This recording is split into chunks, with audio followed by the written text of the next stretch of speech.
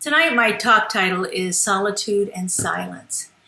These are two of the most powerful practices that we can really begin to engage in to actually begin to have a greater sense of wholeness and what wholeness means for us. Our founder, Ernest Holmes, says that we are the microcosm of the universal wholeness. The universe is complete in itself. The divine spirit, the God, the whatever you want to call it, that creative intelligence that has brought everything into existence is complete and whole. And we know that we are one with that wholeness, one with that divine impulse of creation that is bringing everything into existence all of the time. And so as we begin to explore what this means for us in a real and personal way, we begin to get a greater sense of that whole universal wholeness that is out there, that is totally and completely represented inside of each one of us. And so to experience wholeness, we can use a variety of practices. There are practices like meditation, things like a walking meditation, or simply a breathing meditation. And there are thousands of kinds of meditations out there, none any better than the others. It's just finding the one that really works for each one of us individually. And we offer classes here at Center for Spiritual Living that actually explore many different types of meditation. Our practitioners do a meditation every Sunday morning. Generally, it's a guided meditation because it's part of our Sunday service. But these are meditations that will actually begin to help you get a greater sense of who we are internally. Meditation is all about finding a way to quiet the chatter so that we can actually reveal our true self. And our true self is where our wholeness resides. That's where we actually begin to sense and feel it. When we are feeling like we are in alignment with who we came here to be, then we get a greater sense of wholeness in our lives. We can also do practices like contemplation, where we take an idea into our soul and see what comes forth as we ponder it. Oftentimes we do contemplative meditation with an affirmation or even a passage from some spiritual writing or spiritual text, and take that into our silence and see what is revealed to us. And it could be something as simple as be still and know, and actually take that into the silence. What does it mean to be still? What does it mean to know? What are we knowing? And we begin to ponder that and see what comes forth from within us. We're not asking or seeking answers from outside of ourselves, but we're allowing it to be revealed from within us. Another way that we can do contemplation is through many of the journal writing practices that are out there. One of them that I like to do that's really powerful for me is called dialogue journaling, where I take an idea and I have a conversation with it. Now it's going on in my own being. I'm not asking something outside of myself. I'm asking the question within and allowing it to come forth, and then do stream of consciousness journal writing based on what is revealed. Meditation and contemplation are two of the most powerful ways of revealing the wholeness that already is. And they can be done in solitude. The word solitude comes from the Middle English, and it means the state of being alone. And oftentimes we think of solitude as a negative idea because we're very much a communal being. We like to be in groups of other places with other people. And so oftentimes when we think of solitude, we get the idea that this is loneliness or desolation or, something that we want to avoid at all costs. However, there's something very powerful about solitude, because when we are in this solitude, when we are by ourselves, we may be separated from other people, but we are never separated from ourselves. Our own true nature is always present. And sometimes it takes us being by ourselves to allow it to be revealed. There is a vast and deep reservoir of information available to us when we are with ourselves, separate and apart from other people. It gives our true self, our soul, an opportunity to show itself. The soul is very shy, and sometimes it needs to be coaxed out. It doesn't just pop out and say, oh, well, look, here I am. It needs to be nurtured and listened to and taken care of in a way that allows it to risk being seen, to being exposed. And so there's something very powerful about being in solitude. I happen to have an experience of being in pretty much virtual solitude for 5 months. And I was working at the time, so I had a few hours every day where I would have some interactions with people. But other than that, for that entire 5 months, other than a couple of hours during the weekdays, I was by myself in a very large building, very old building, and it was really powerful. I'm still seeing things that are opening up within me as a result of spending that time in solitude. You know, many of our world's spiritual traditions have structured time where we can be in solitude with monasteries or communes or sanghas where we can actually go and be around other people but have time in solitude throughout our day. You know, we don't need to actually go up into the mountains and be a hermit in a cave. We do not need to be doing that to find solitude, but we need to find it sometime during our day. Even if it's a brief moment, 10, 15 minutes of being by ourselves, allowing ourselves to be still and listening to that still small voice. And there's something very powerful about doing these practices of meditation and contemplation with others around us. So we have the idea of what we do in solitude, but then there's also what we can do with others. But only if the others are willing to give us the space to explore the ideas that are moving through us without trying to fix it or solve it. Too often when we come together in groups, especially in spiritual communities, there's the advice giving, or let me tell you how I did this, or I have an example that of the same thing that you're going through right now. Let me share that with you. There's this need within us to bond with people by sharing these experiences, and oftentimes, especially when we are first starting off in spiritual practice, something has really transformed our lives, and we are excited about it, and we want to share it with other people because we want other people to feel the same way that we did.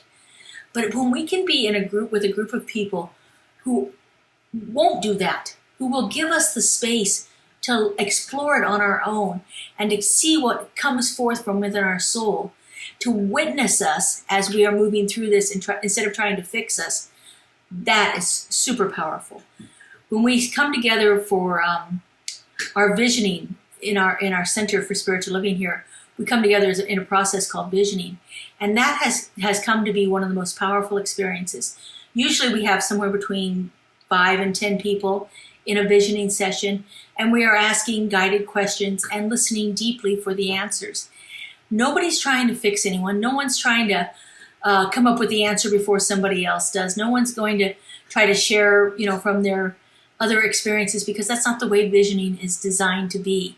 This is where we are deep listening to what is being revealed within our own being and letting it come forth. And I tell you, some of the most powerful things that I've experienced in my journey of spiritual transformation has been in the process of visioning.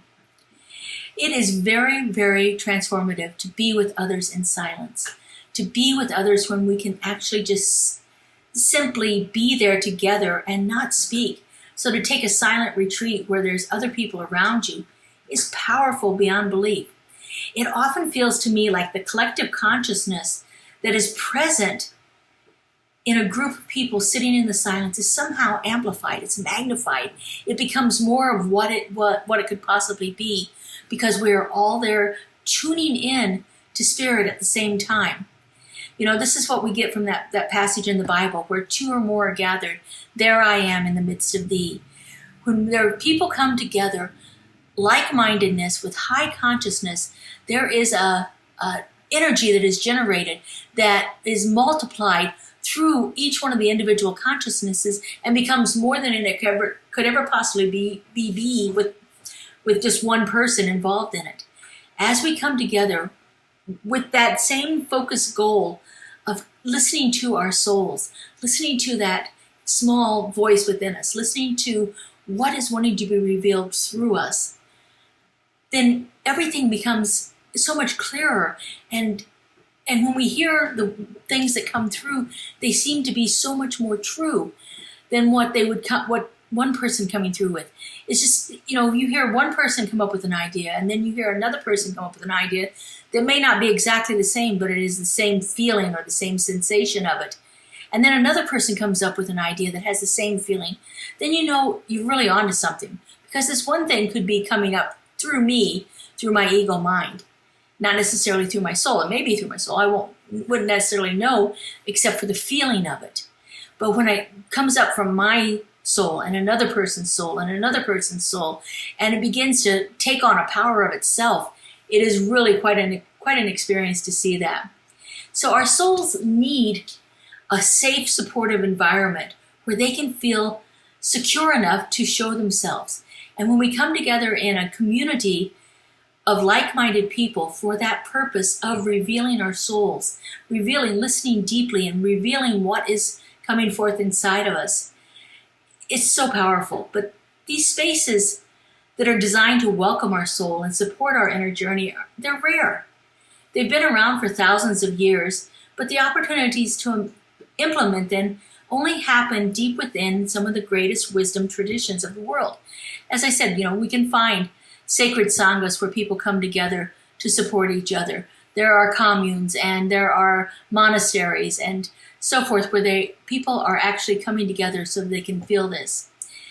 So this idea of being in sacred community is a very powerful thing. And like I said, it can create for us a feeling of safety that allows our shy souls to come forth. That's a mouthful. When we feel safe enough, then our souls will come forth. Now, it can happen individually and it can happen in large groups. And oftentimes it happens with a special one-on-one relationship. One of life's greatest blessings is to find someone with whom you can create safe space for both you and your friend's soul to come forth and support each other on your shared sacred journey. The people who help us, it could be someone that we love dearly, like a special life partner, but it could be someone who's been a mentor or a guide to us throughout the years. These people who help us grow towards our true self are the ones who can offer us unconditional love. Now, unconditional love is an interesting thing. Unconditional love doesn't allow space for judgment. It doesn't allow us to feel like we are less than. Unconditional love allows us to be our highest and best self. But unconditional love does not let us stay stagnant either.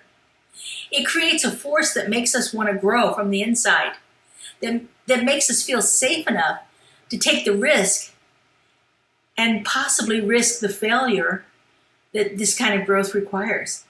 Unconditional love is not about being complacent and letting us get away with the stuff. Unconditional love is that, tough love. It's that love that doesn't let us get away with the stuff that we're trying to get away with, because that doesn't serve us anymore. Unconditional love is there for us when we find those special people who want us to unfold in the highest and best way for our souls, but don't let us get away with our nonsense. They don't let us shirk from what is true and for us. They're the ones who will actually call us on our stuff. The saints and sages throughout history have called this ability to be with others in this sacred journey as practicing the presence. Now, practicing the presence has lots of different meanings, but in this case, it means to bring the consciousness of the divine to everything that you do throughout your entire day, to all of the interactions that you have with this other person, to actually have that presence of the divine front and center stage in this relationship. So in other words, we know that there is this total unconditional love where I'm welcome to try, to take risks, to risk failure, where I can be this authentic self and allow myself to explore what's possible. But it also means that I'm not going to get off easy with it. I have to be able to be true to who I am and true to the thing that's going on around me. And it's having a person in your life who will do that. It's knowing that the highest and best is always happening for this other person It's always happening right now because the presence of the divine is right there, right now, and fully active for each one of us. And so finding those opportunities where we can come together in community with like-minded people, where we can have that special relationship with one other person who knows you and supports you throughout all of your journey. And it's finding time to be by yourself, to be still enough to hear what's wanting to come forth within us. You know, the basic premise of our philosophy is that we came to this world whole and complete. There is absolutely nothing missing here. There's nothing wrong with us. There's nothing that needs to be added. It's just a matter of revealing that truth and allowing it to show forth. And that's how we coax that small, still voice out. That's how we coax that shy soul to show itself, is by sitting in the silence and allowing it to come forth. And as I said, this can be done in solitude, and this can be done with another person, and it can be done with a group of like-minded people.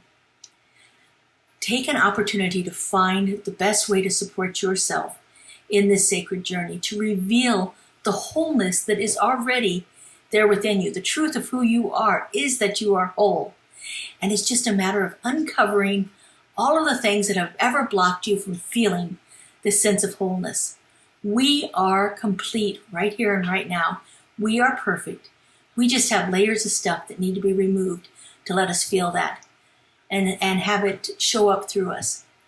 So let's do a little practice here. I'm going to guide you through one, just to go on an inner journey, a sacred inner journey, and just see if there's anything wanting to be revealed right now through you.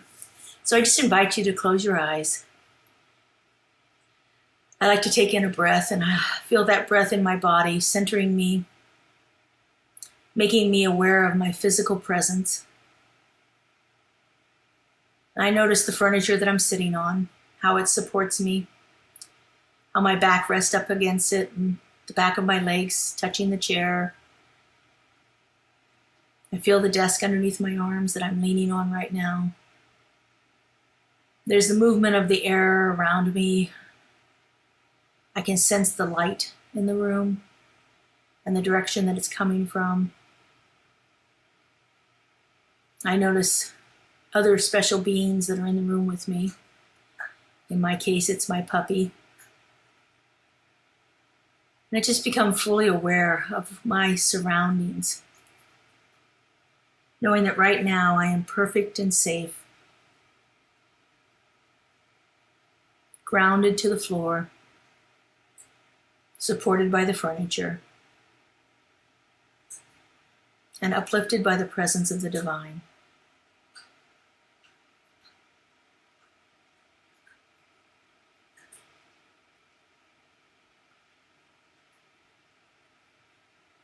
And so feeling this sense of well-being,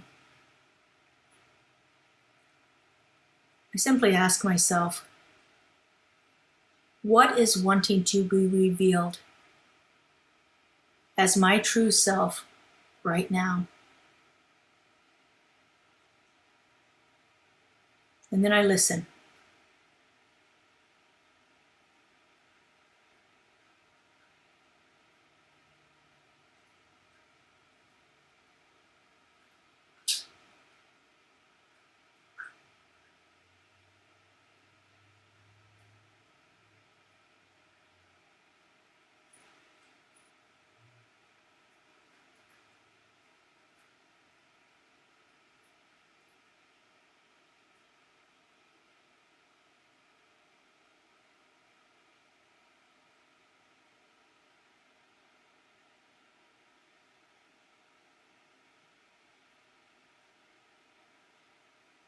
And if you find your mind start to wander, just repeat the question to yourself. What is wanting to be revealed as my true self right now?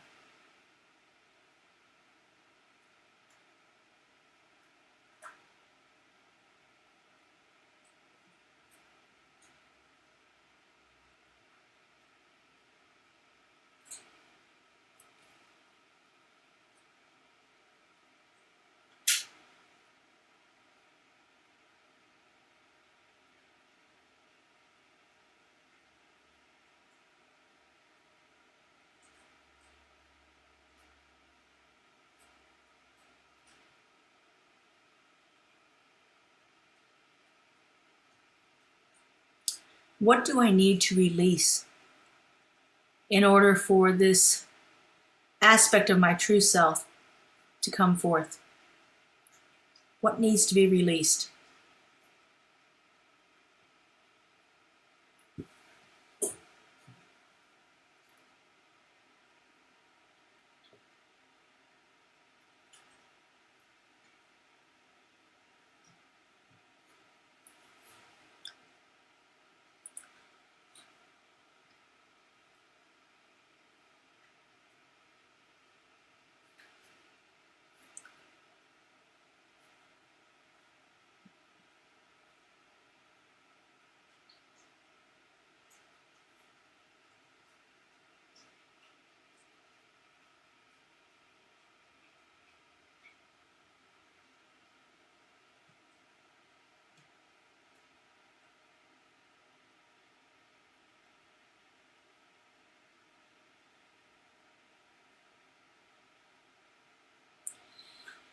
And what practice can I engage in that will best allow my true self to be revealed? What kind of practice can I engage in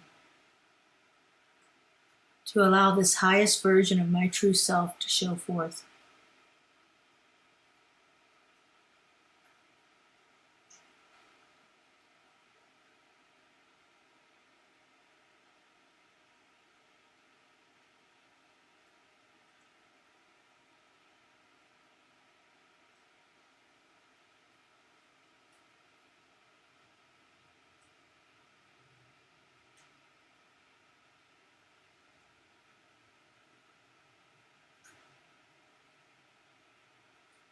And so just taking another conscious breath. Feel it moving through your body. And again, notice the room around you, the furniture, the light, the movement of the air. And when you're ready, just go ahead and open your eyes.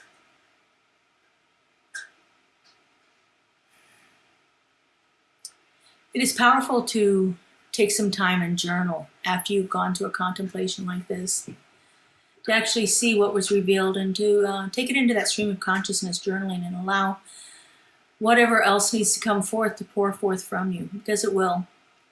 Sometimes it takes a little practice. Oftentimes it takes a little more silence.